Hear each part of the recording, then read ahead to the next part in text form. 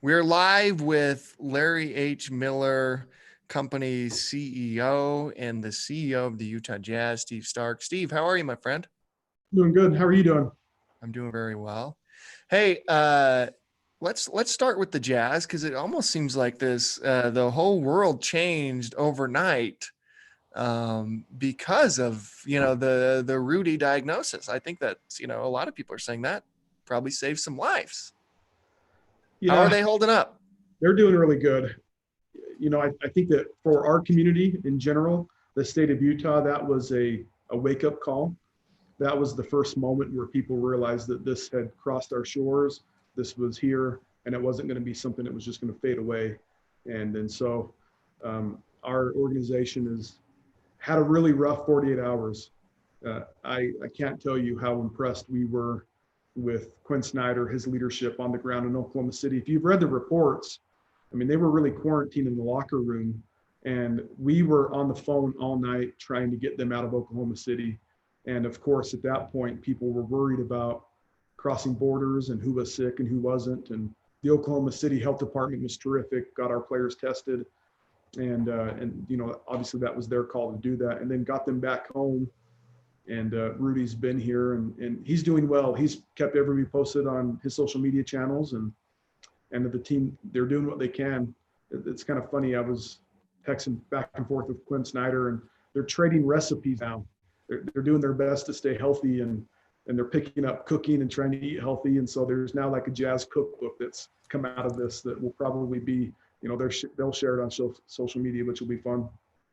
That's incredible. They've also been really helpful, Donovan and Rudy in particular, in spreading the word on the Test Utah Challenge, and I want to thank them for that because I think that that's critical. And thank you. I saw you did a video on that as well. Yeah, well, it's phenomenal that the community came together that way, and it's really encouraging. I think we're leading in a lot of ways as a state and community around these efforts. So thanks for your leadership on that, Clint. Yeah. So on the NBA, what are you hearing? Are they going to cancel the season? We're hearing what you are hearing. The NBA is really transparent. There is a board of governors meeting next week. And so there will be more discussions, but Adam Silver came out and said no decision will be made until the end of April. And the reality is that the NBA, like the rest of the economy, we just don't know.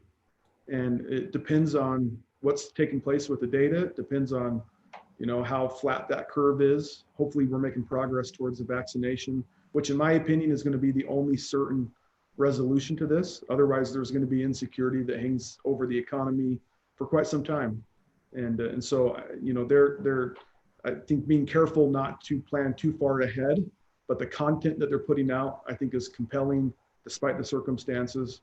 Our players are starting podcasts. You probably see them on social media. Joe and Renee have started a podcast, and George Niang has as well. So, trying to stay engaged with fans, each other, trying to be good influences in the community, and so we don't know yet. Larry H. Miller Companies has a lot of businesses underneath that umbrella. How is it affecting, the movie theaters, the car dealerships, and everything else under your purview? It's had a huge impact. When you think about all of our businesses are consumer facing, and so movie theaters were shut down very quickly after March 11th. The arena's obviously been shut down. Uh, Dealerships are very scrappy. We operate automotive dealerships in 7 states. And so if you look out across each of the markets that we do business in, it's buried. We're in Washington, which obviously was hit early. We're also in Arizona, which, fortunately they haven't been hit as hard. And so our sales volumes are down considerably, but people are still getting cars serviced. It's essential to be able to keep people on the road. And so that's taking place.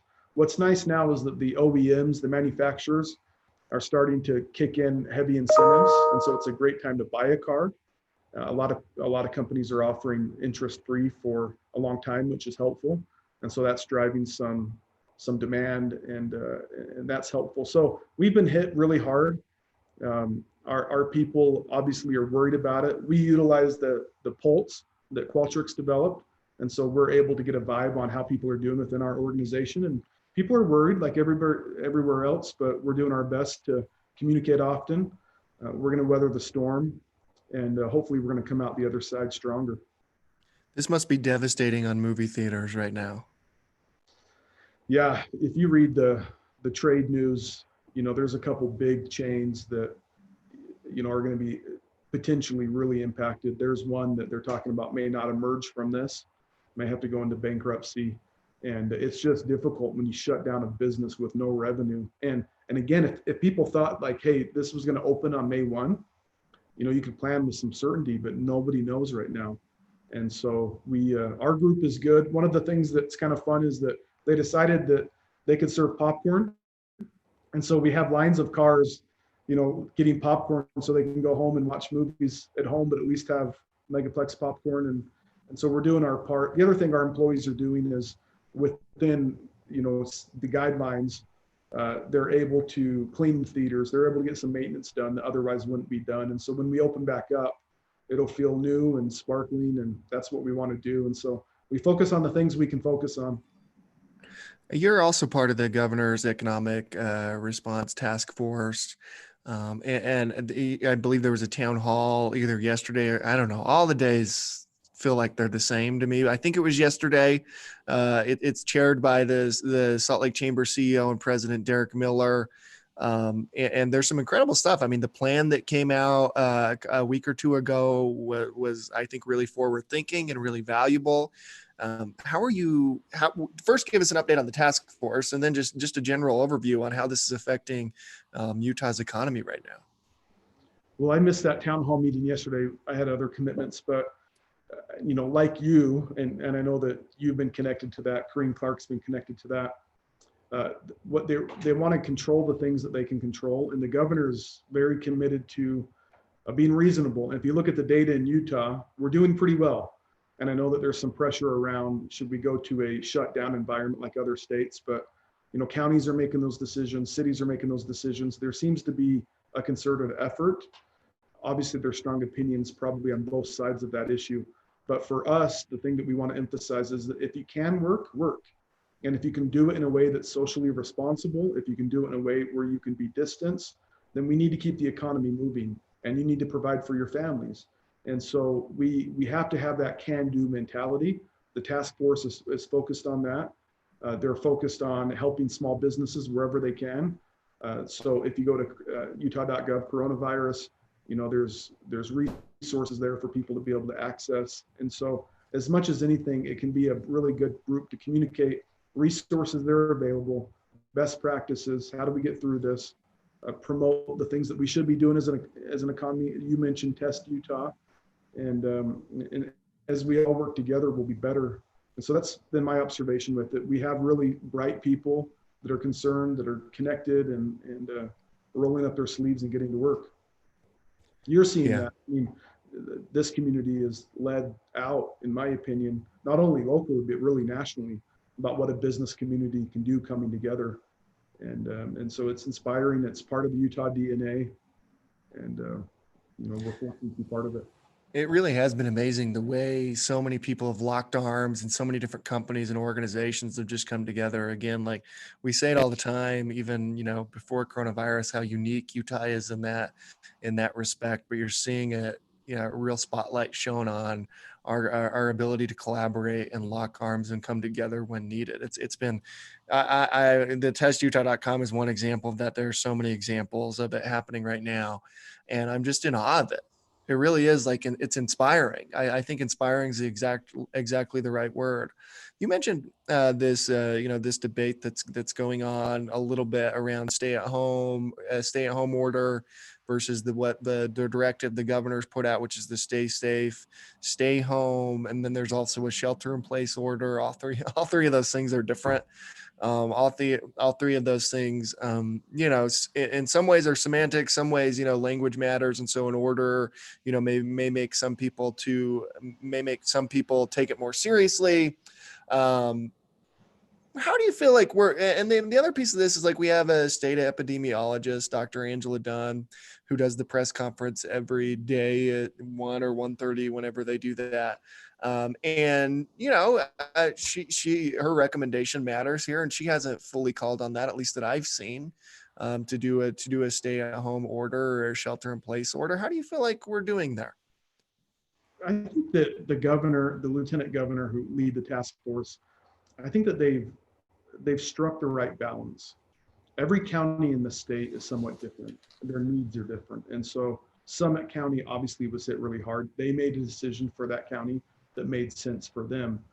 Under any of those scenarios you just outlined, the thing that governs everything is individual responsibility and accountability. And there are examples of states that have gone to a full shelter in place, and yet you have citizens that aren't honoring it.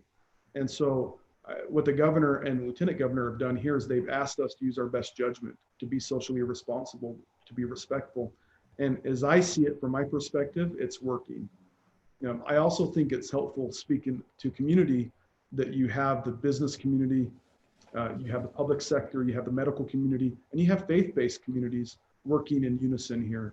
I think last weekend was a unifying influence as well. I think that Good Friday is going to be a positive influence and bring people together. And what I'm hearing is that people that belong to the Church of Jesus Christ of Latter-day Saints and people who don't are rallying around even that. And it's just another way I think that our community is becoming united to say, let's do what we can, working together. And in that instance, let's exercise faith together. But in other situations, let's exercise good judgment together and be respectful. And again, the data changes on a day-to-day basis, but it seems to be going in the right direction. And hopefully that's the case. It continues. The models are updated, and this curve never gets to a point where we see crisis on the level that we're seeing in other states. At the same time, hopefully it's giving us time to make sure that we're well prepared. I applaud the state for getting the expo center ready to go in case they need it. That's a worst case scenario, but that's 1 block south of where my office is. And so by all measures, it feels like Utah's doing a really good job. Nobody wants to be overconfident because that could change in a hurry, and it depends on everybody's actions on a day-to-day basis, but it feels like they've struck the right balance. Yeah. Well, what advice would you have for leaders of companies and organizations during this time? I mean, this is unprecedented. I've never seen anything like this, in my lifetime. Although I don't know if you have seen anything that's where the economy literally just stopped one day. What advice would you have for leaders of companies, CEOs, executives, in ways to lead during this time? I think the first thing is you got to lead from the front. And I know in our organization, our leadership teams have done that. They're engaged, they're communicating on a daily basis with their teams. Obviously, people are being hit very hard economically. And so leading from the front can mean, in our organization, our executives by far have taken the biggest hits with compensation. And in every instance, they've done it willingly, gladly, to preserve as many jobs as possible. I think you lead from the front by setting the tone throughout the organization, by being transparent, by communicating. I think that there's ways that you can shore up your organization. And we saw this coming, and so we started having a task force that was created weeks ago in February. And so we were prepared. If you get tactical, I'm sure that like other businesses, we increased our liquidity. We made sure that we paused non-essential spending. We've been hyper communicative throughout the organization on resources and making sure that we're able to endure this and come out strong, and then be able to get back to hiring and creating jobs and helping the economy. And so that's one thing I would do. The other thing that I would suggest is that, in our business, we rely on customers. We rely on loyal clientele in all of our businesses, and we've communicated to them. We've had to innovate. If you think about, now we have the ability to go pick up your car to get it serviced for you. And if you're 75 years old and you're not comfortable leaving the house, but you rely on your car to go somewhere on a weekend, or if you're in that at-risk population and you need your car on a daily basis and you need it serviced, we'll go pick it up for you. We're able to sell cars digitally now.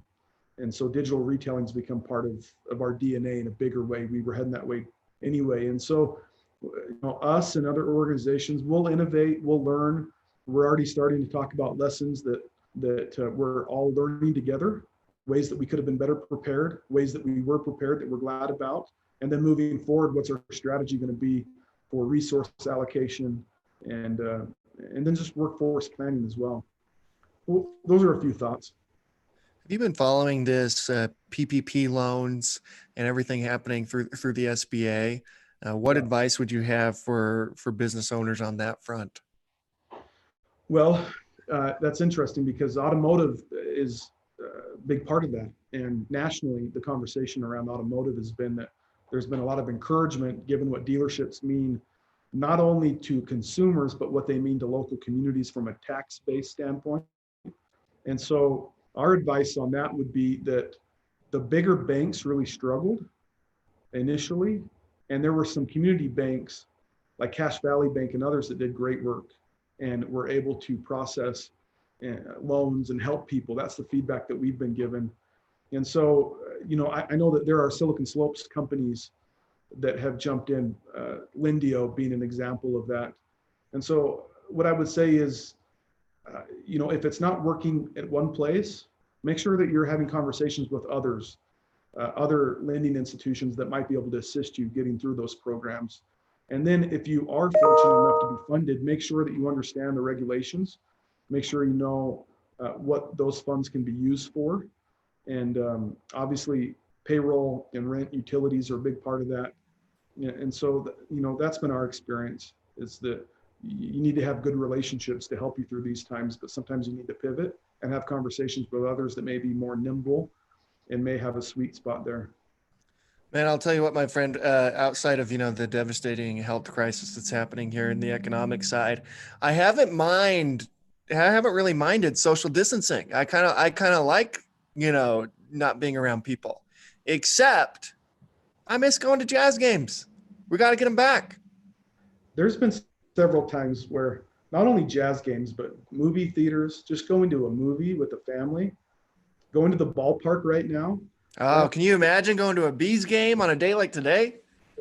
on my calendar last night, I had a reminder that opening night and Mayor Mendenhall was supposed to throw out the first pitch. And it's like, man, what would it be like to be at the ballpark and eating a hot dog with the family and enjoying the good weather that we have right now? We'll get back there. We'll get back Yeah, there. I agree with you. Thank you so much. We'll probably have you on a town hall or check in again with you being on the economic task force and, you being such a critical leader here in the state. But I appreciate you taking the time, Steve. I really do. Stay safe. And again, like let's get jazz games and bees games and movie theaters open as soon as possible. Okay. Thanks, Clint. Appreciate your Thanks, my leadership. friend. See Yeah. ya.